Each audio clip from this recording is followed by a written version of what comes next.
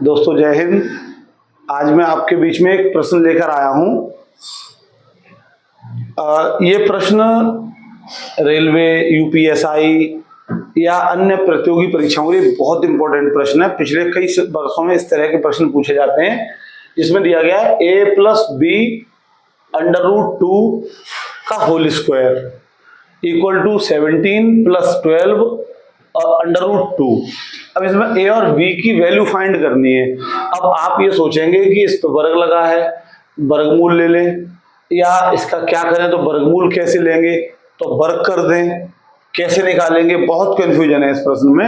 अगर हम लंबे मेथड से करने लग जाए तो बहुत समय लगेगा, तो इसको एक ट्रिक से देखते हैं। आइए अब हम इसमें ये वाला पार्ट हल करने की कोशिश करते हैं। तो देखते हैं इसमें क्या लिखा है, 17 प्लस, अब देखो इस 12 में से 2 यहां रखने हैं, बाकी हर चीज हमें अंडर रूट भेजनी है। अगर हमने यहाँ 2 बचा लिए तो हमारा फॉर्मूला बन जाएगा। देखते हैं कैसे।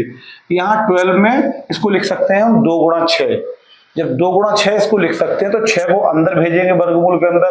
6 जब अंदर जाएंगे वर्गमूल के तो वर्ग हो जाएगा, यानी 36 हो जाएंगे। यहाँ बचे 2 और अंदर पहुंचे 6, वो हो गए 36। वर्ग हो गए 36 दूनी 72, क्योंकि 2 यहाँ पहले से ही है। अब ये संख्या आ गई 72।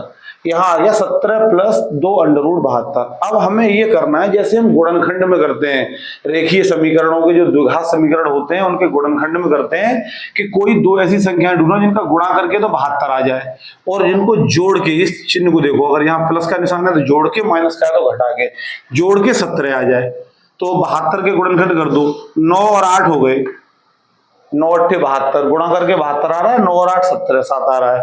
तो ठीक है, 2 संख्याएं आ गई गुणनखंड में। अब हम क्या करेंगे, इन दोनों संख्याओं का वर्गमूल ले लेंगे। यही ट्रिक है इसकी, इन संख्याओं को वर्गमूल लेंगे, लेकिन ऐसा तभी करेंगे जब वर्गमूल के बाहर यहाँ पर 2 होगा।